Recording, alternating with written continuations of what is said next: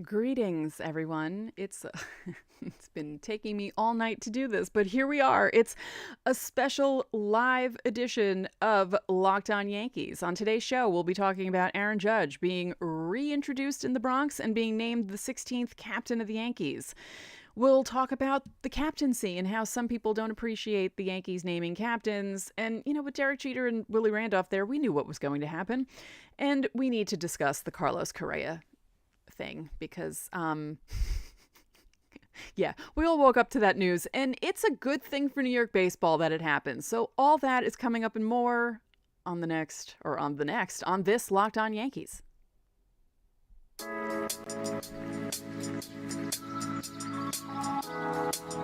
You are Locked On Yankees, your daily New York Yankees podcast. Part of the Locked On Podcast Network, your team every day.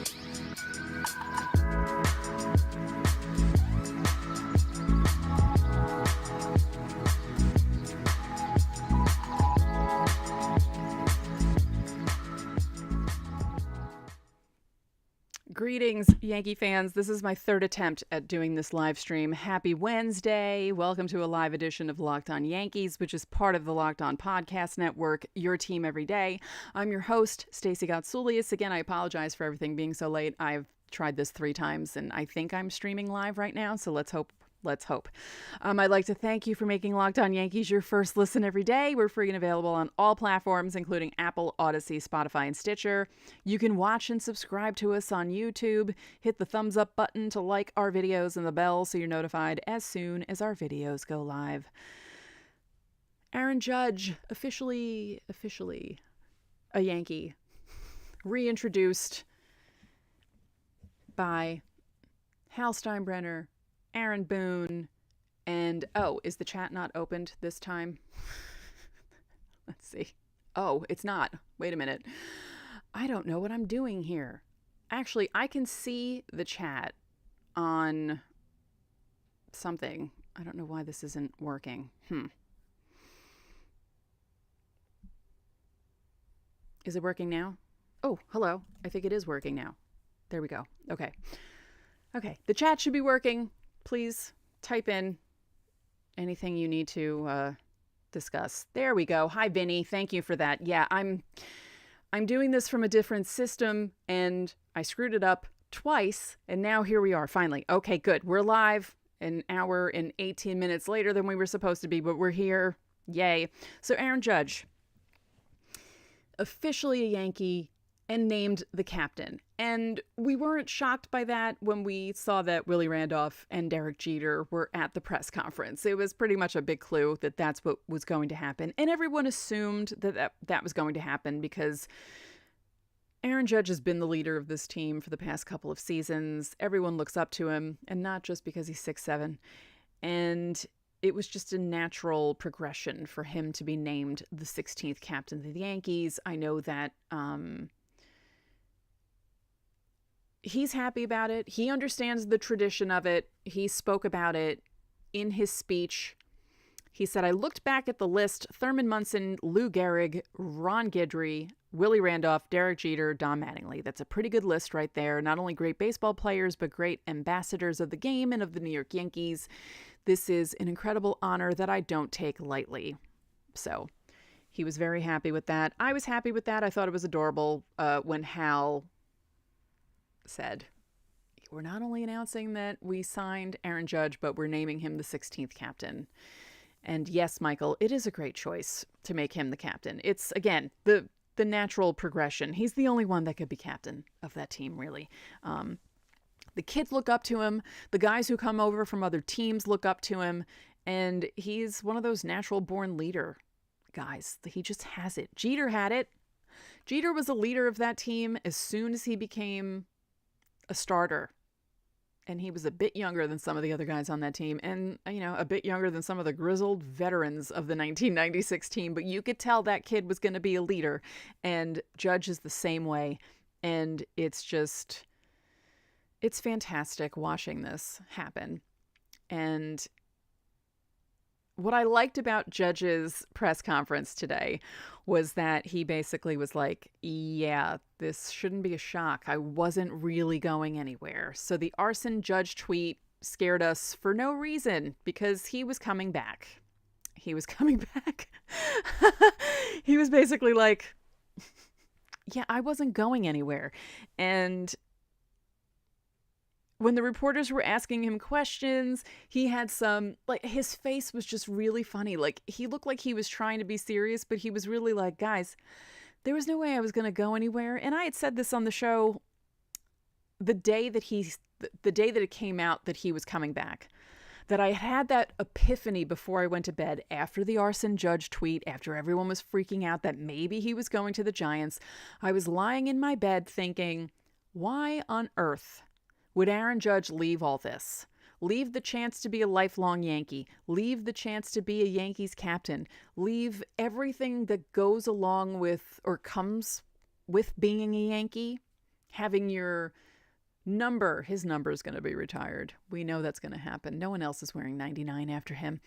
And, you know, the Old Timers Day and all the other ceremonies that they've had, you know, coming up this year, 1998's 25th anniversary is coming up. Maybe the Yankees might do something and he'll see how the crowd reacts to the team that won 114 games and won a World Series and started the three-peat, you know? So why would he leave that? And he basically was alluding to that in his press conference. Like, yeah, why would I leave this? Like, I knew I was coming back. He just wanted the Yankees to say, yes, we want you to come back. And that's what Hal did.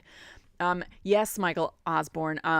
I spoke about this in the last two shows that I tried to record, and we're going to talk about it in a bit. But Cashman and Hal both talked about what the Yankees still need to make the team going into 2023 even better than the team that they had in 2022. And we'll talk about that in later segments of the show.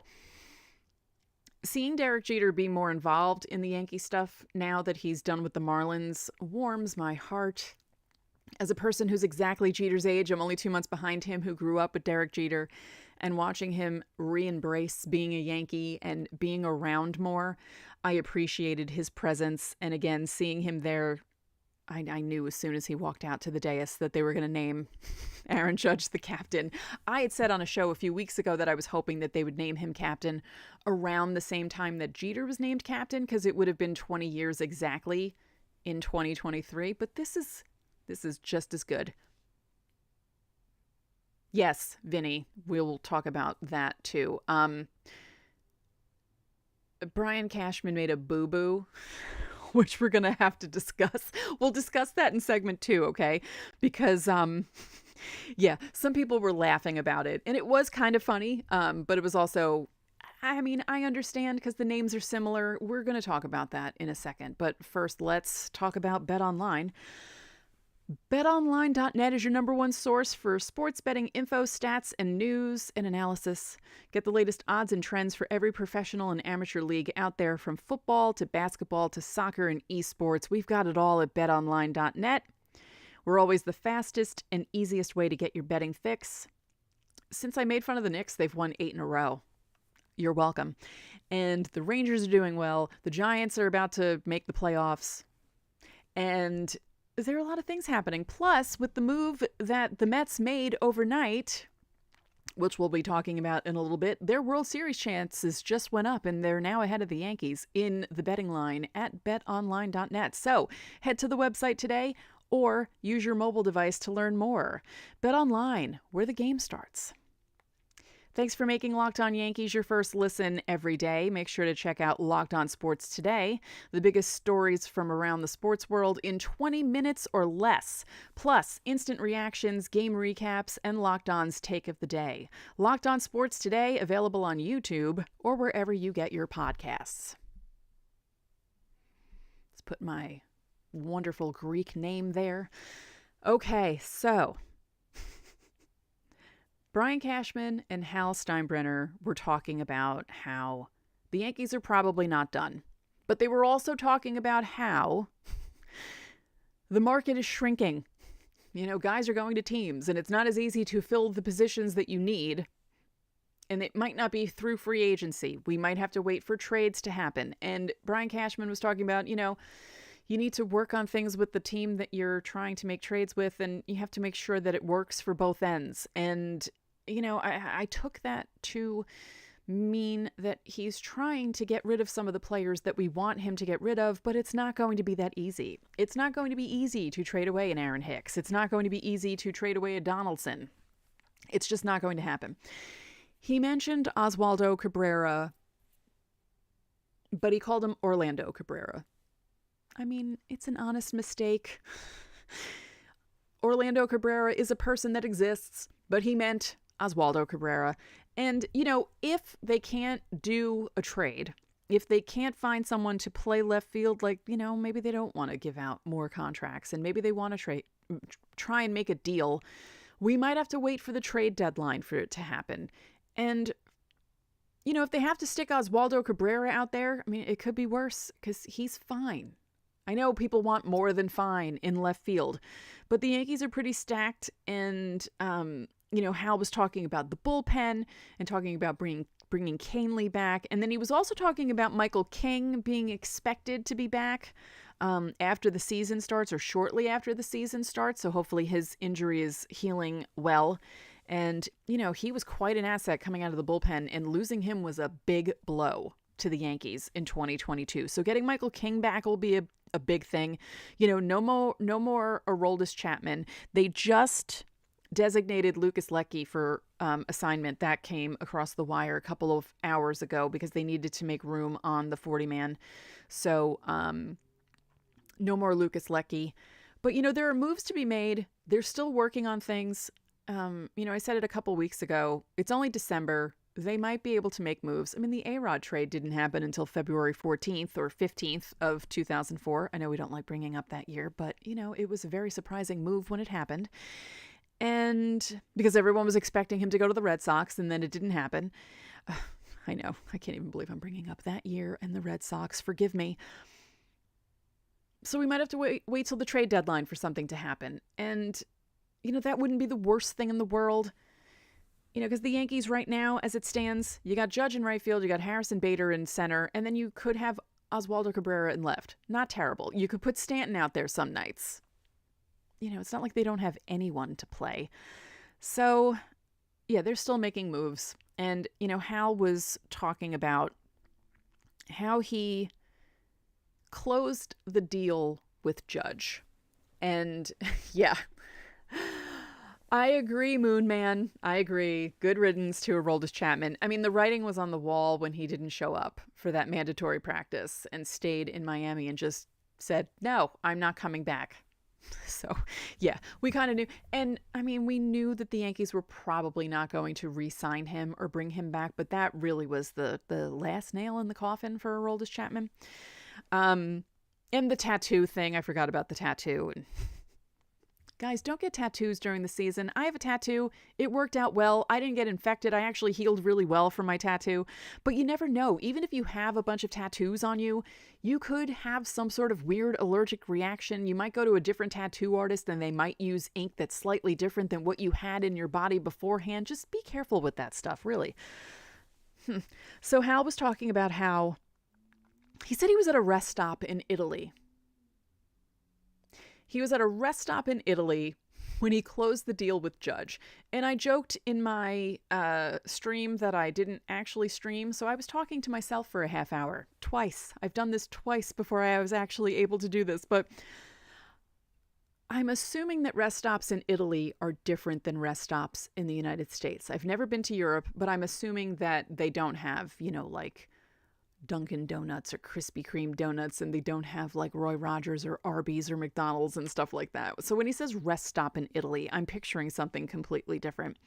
But he joked that when he spoke to Judge, it was 3 a.m. where Judge was, because Judge was really, like I said, we knew he wanted to come back. And he let the Yankees know that. And I like that Aaron Judge was reached out to by Hal directly. And Hal said, I wasn't picturing him as a free agent. I was seeing him as a Yankee. I feel like he was a Yankee this whole time, and we just had to get the paperwork done, And I like that personal touch. As much as I bag on Hal, I've bagged on him a lot on this show, and, especially after the Donaldson IKF trade and Correa going to the Twins, I had a lot to say about Hal and Brian Cashman. But there are some aspects of Hal that I like. And I like that he's not exactly like his father. I like that he's a little smarter about the moves he makes. But I also like that he's really a family guy, and he likes to have personal relationships with the people that he's negotiating with. And the personal touch, I think, really helped Judge's decision. And yeah, you couldn't wipe the smile off of Judge's face during the press conference. And I was kind of laughing at Hal and Randy Levine. They both had very weird looks on their faces. I understand that you have a poker face. Not everyone is like me and you don't show emotions on your faces, but it was just kind of funny watching the press conference because I tend to look at other people when things are happening, and I don't know, it felt like the wheels were turning in Hal's head and he was thinking of future moves that he could make, which could be a good thing for us. So it's a good day to be a New York sports fan, really, because between the Yankees making the Judge thing official, naming him the captain, and then the Mets swooping in and stealing Carlos Correa from the Giants, it's a fun day to be a New York baseball fan. This is what you want in New York. You want both teams to be at a higher level. That's what makes the Subway Series fun. I know I always poo-poo the Subway Series, and I joke about how I wish there were a 5-year break because I'm sick of it, but not so much now. Now, I kind of wish they still had the weekend series. 3 in the Bronx, 3 in Queens, depending on the year, which one goes first.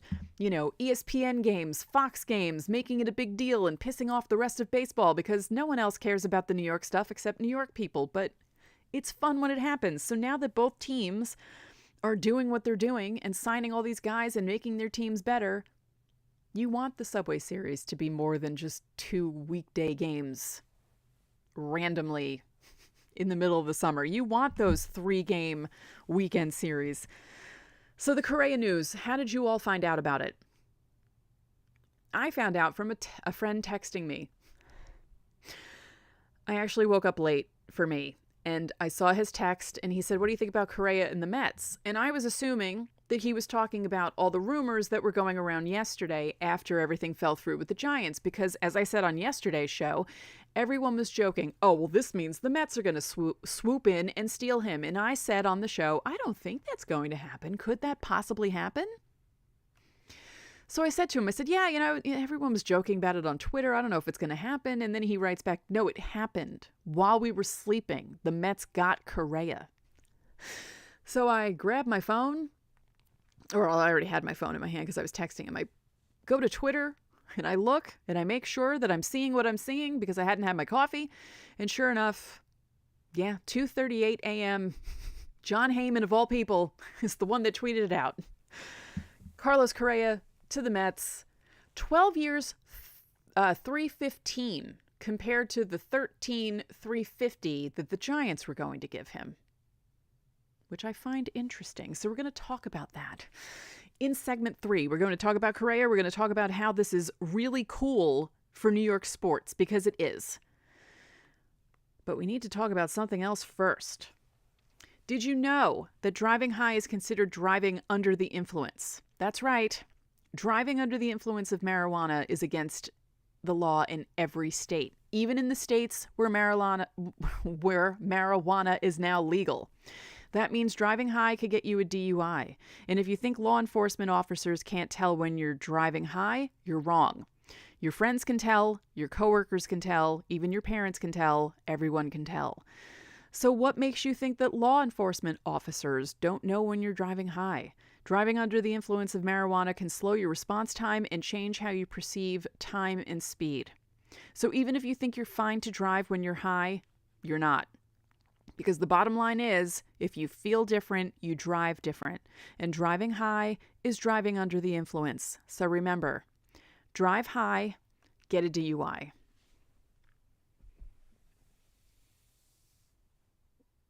Ah, okay. Yeah, there were a lot of people who, they're not as online as I am, because one of the first things I do in the morning usually is check Twitter just to see what's happening. Plus, I cover the Yankees on a podcast. I need to know the news that's happening. So I pick up my phone immediately when I wake up and see what's going on. But when I saw that my friend texted me, I thought, oh, what is he texting me about? Because it was while I was sleeping, and it ended up being the Correa thing. But let me say, it was a lot of fun while I had Twitter open, seeing people on the West Coast waking up and finding out that Correa went to the Mets. That was amusing. Not for my Giant fan friends, but it was amusing watching other people reacting to Correa going to the Mets. Now, this is a great thing. It really is. It's a great thing. You have both New York teams trying to be competitive and trying to do the most. Steve Cohen's really doing the most, though, out of all the owners in baseball. He's just, I joked about it. He is basically like Oprah giving away cars. He's giving away contracts. He already has a shortstop, but why not give Correa 12 years, $315 million, which kind of annoyed some Yankee fans because the Yankees were quick to not give any big name shortstops any money. So some Yankee fans were kind of annoyed that the Mets did that, but this is good. I like this. This is good for New York baseball. And as I said in my Bet Online live read, the Mets World Series chances just jumped up again because of Carlos Correa, and they're slightly ahead of the Yankees now in those lines. But, that doesn't really mean anything because, you got to wait for the season to be played. So, yeah, the Giants fans. Okay, let's talk about this because, as I said, there really wasn't that big a chance of Judge going to the Giants. But Giants fans were hoping that he's a hometown boy, he wants to come back home, maybe we can lure him here with that sort of thing. Then that didn't happen. But the Correa thing, Tom Verducci wrote an article earlier saying that Correa was dressed for his press conference with the Giants. He was dressed and ready to go. And then everything got taken back. Like, oh, something popped up in the medicals. Apparently it was something from the past. It's not a new injury that the Giants looked at and thought, no, we're not going to do this. It's very odd. There's a lot of weird things happening, and the situation is still fluid and moving around as I bang my microphone. I still don't understand what happened. Why the Giants were stuck on that past injury and why the Mets didn't care about the past injury. And I know people will probably make jokes about the Mets training staff because of things that have happened in the past. And hopefully that won't happen to, the Mets now with, you got Correa, you have Scherzer, you have Verlander. Like, Scherzer and Verlander are on the older side of things. And Verlander, as good as he was in 2022, he was coming back from Tommy John surgery. He has over 3,100 innings on that arm. There are risks with a lot of these players, but the Rodon thing is fluid, and we'll be finding out more and more about the situation. But that was weird. That was really weird. But hey, Carlos Correa is no longer in the American League, although that doesn't really matter anymore with the new schedule. Everyone's playing everyone, but the poor Giants are coming to New York to open the season. They're playing the Yankees to open the season. I think it'd be worse if they opened against the Mets. But, coming into New York, flying into New York, depending on the airport that they fly into. I don't think they'll fly into LaGuardia, but if they did fly into LaGuardia, hey, there's Citi Field. There's where Carlos Correa is now. That wouldn't be fun for the people who run the Giants. So, yeah. So it's a good day for New York sports. Aaron Judge, captain, officially back with the Yankees. Carlos Correa is with the Mets. The Mets and the Yankees are going for it. And, as Hal said after the press conference, there are some teams in baseball that have nothing to look forward to. There are fans in baseball that have nothing to look forward to because their teams don't do anything to try and win. They know going into spring training that they have no chance. Even with the expanded playoffs, they have no chance. And you got to feel bad for those fan bases. But those fan bases aren't the Mets and the Yankees. We have things to look forward to. Do I think the Yankees can win the World Series as they are? Maybe, but they still have moves to be made. But we still have things to look forward to in 2023.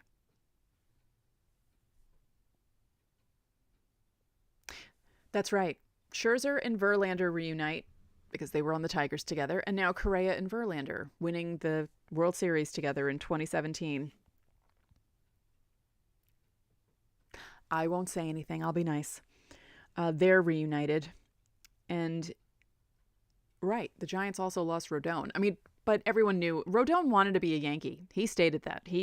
It was basically no one had a chance of signing him. He wanted to be with the Yankees, and the Yankees were like, sure, we'll take you. Come here and be happy with us. And Judge was talking about Rodon and how nasty he is. And, I can't remember who posted the video, but Rodon made Judge look silly a few times when he was on the White Sox and pitching for the White Sox. And yeah, I'm looking forward to Rodon. And yeah, that's true, Michael Osborne. Michael Osborne in the chat said at least the Giants aren't playing the Mets after the Yankees. That's true, because wow, that would be really bad for the Giants if they come in, open the season against the Yankees at Yankee Stadium, and then have to go to Citi Field to play the Mets. That just would have been... It's bad enough they're going to be at Citi Field at some point during the season, but having to do that back-to-back would have been really bad. So, yeah. Thank goodness that they're not going to do that. So tomorrow, Rodon will be introduced by the Yankees. His press conference is at 10 a.m. Eastern in the Bronx, and I'm sure some of the same people who were at Judge's press conference will be there for Rodon. I don't expect to see Willie Randolph and Derek Jeter there. Harrison Bader apparently was there for Judge's press conference. I didn't see him, but I heard he was there. And yeah, this is just a good week before Christmas. We got our big guy wrapped in a bow and named captain, and Rodon being officially named as a Yankee and signing his contract. Judge officially signed the contract. They had the video of him signing it in front of Cashman. And I'm trying to think of anything else that I am forgetting to talk about, because as I said, I attempted to do this twice. I've done the show twice, and I know I'm forgetting to mention things because I'm conflating the 3 shows that I've done today. So if I forgot to mention something, I really apologize. But I hope you enjoyed this live edition of Locked On Yankees. And oh, yes, Moon Man, thank you. Matt Carpenter. I forgot about Matt Carpenter. Carp is no longer with the Yankees. He put a very nice message up on Twitter. And I'm bummed about that, but good for him for getting a deal. This is what he said. He's going to the Padres, by the way. Matt Carpenter said, "To say it was an honor to put on the pinstripes last season would be the understatement of a lifetime. Memories I will never forget. To my teammates, coaches, front office, ownership, and the great fan base of the New York Yankees, thank you for letting me be a part of it." So yeah, he's going to the Padres. That's a bummer. His foot injury was such a bummer. Him and Michael King, I know it's weird to say that Matt Carpenter's injury really hurt the Yankees, but it really hurt the Yankees. I think it really hurt the Yankees down the stretch. There were other injuries that didn't really help the Yankees either, but I feel like that spark off the bench and just, him coming up and feeling like he's going to hit a home run every time he steps up to the plate. Yeah, that kind of felt like...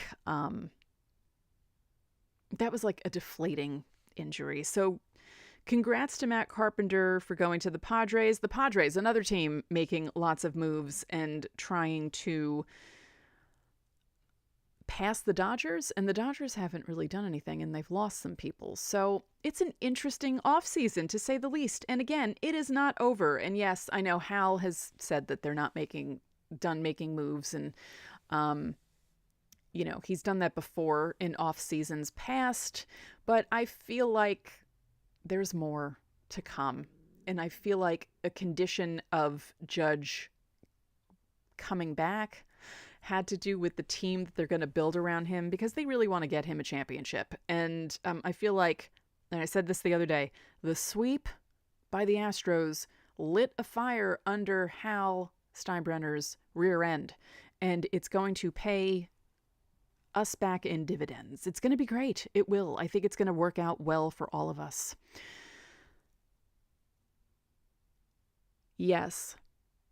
Oh, yes, DJ. That's right. I forgot about DJ's injury. Yeah, that didn't help at all either. And still haven't heard anything about him. I know they were holding off on his surgery and wondering if he needed surgery. I'm hoping whatever he needs to do to get better gets done, and that, the season starts with him with the Yankees on time, and that it's not like a delayed thing, and that he'll have like delayed spring training and a delayed start of the season. So that's it for this live episode of Locked On Yankees, which is part of the Locked On Podcast Network, your team every day. Remember, you can listen on every podcasting platform available. You can watch and subscribe to us on YouTube. Again, hit the thumbs up button, comment on YouTube, chat on YouTube. I'll do more live shows during the winter because these are fun.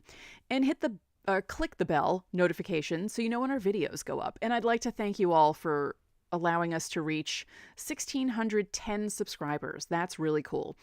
And thank you for making Locked On Yankees your first listen today. Now make your second listen Locked On Sports today. Peter Bukowski brings you the biggest stories from around the sports world in 20 minutes. Get the analysis and opinions before anyone else with our local and national experts and insiders. Locked On Sports today. Available on YouTube or wherever you get your podcasts. So tomorrow's show will be about Rodon. We'll talk about Rodon, and I might do a Throwback Thursday because tomorrow is Thursday. So tune in for that tomorrow and have a great evening.